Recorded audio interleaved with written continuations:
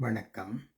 கேடி Ottawa என்ற இந்த சேனலுக்குரிய இப்பதிவினை முதற்தடவை பார்ப்பவர்கள் அல்லது ஏற்கனவே பார்க்க தவறியவர்கள் சப்ஸ்கிரைப் பண்ணி பார்க்கும்படி தயவுடன் கேட்டுக்கொள்கிறேன். அத்துடன் இப்பதிவு உங்களுக்கு பயனுள்ளதாக இருந்தால் லைக் பண்ண, ஷேர் பண்ண, கொமெண்ட் பண்ண மறவாதீர்கள். இது அன்புடன் உங்கள் கணேஷ்.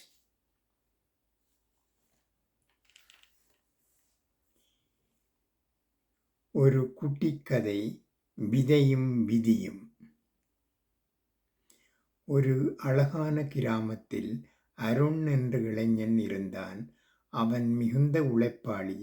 தினமும் தன் வயலில் உழைத்து விதைகளை விதைப்பான். ஆனால் அவன் மனதில் ஒரு நிம்மதி மட்டும் எப்போதும் இருக்காது. நான் இவ்வளவு கஷ்டப்பட்டு விதைக்கிறேனே, இந்த பயிர் சரியாக வளருமா? பூச்சிகள் அரித்து விடுமோ? மழை பொய்த்து போனால் நட்டமாகிவிடுமோ?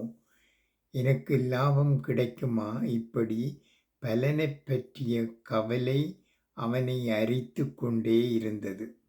இதனால் அவனால் வேலையில் முழு கவனத்தையும் செலுத்த முடியவில்லை.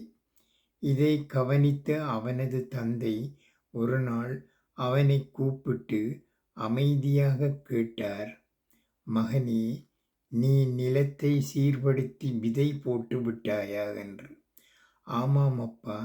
அதற்கு தேவையான நீரை முறையாக பாய்ச்சுகிறாயா? நிச்சயமாக செய்கிறேன் அப்பா. அப்போது தந்தை சொன்னார், அப்படியானால் உன் கடமை அத்துடன் முடிந்தது. நிலத்திற்கு மேல் மழை பொழிவதும் சூரியன் ஒளி தருவதும் உன் கையில் இல்லை. அது இயற்கையின் வேலை. உன் கையில் இல்லாத ஒன்றை பற்றி கவலைப்படுவது வீண். நீ உன் வேலையை சரியாக செய்து விட்டாய். இனி பயிரின் வளர்ச்சியை அன்போடு கவனி, அச்சத்தோடு அல்ல. அன்று முதல் அருண் பயத்தை விட்டுவிட்டு தன் வேலையை ஒரு வழிபாடாக செய்யத் தொடங்கினான். பலனை பற்றி கவலை மறைந்ததால் அவன் மனம் அமைதியானது. காலம் கனிந்தபோது அந்த கிராமத்திலேயே மிகச் சிறந்த விளைச்சலை அவனது வயல் தந்தது. இக்கதையிலிருந்து நாம் அறியக்கூடிய வாழ்வியல் நெறி என்னாவது? 1. முழுமையான அர்ப்பணிப்பு. 2. பயமற்ற பயணம். 3. இறைவனின் நேரம். முழுமையான அர்ப்பணிப்பு. நாம் செய்யும் எந்த செயலாக இருந்தாலும் அதை முழு மனதுடன் ஒரு தவம் போல செய்ய வேண்டும். பயமற்ற பயணம். முடிவைப் பற்றிய பயம் இருந்தால் நம்மால் செயலில் 100% ஈடுபாடு காட்ட முடியாது. இறைவனின் நேரம்.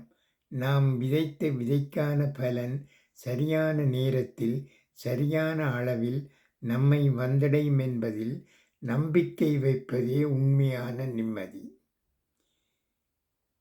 இக்கதையிலிருந்து இந்த வாழ்வியல் நெறியை நாங்கள் காணக்கூடியதாக இருக்கிறது.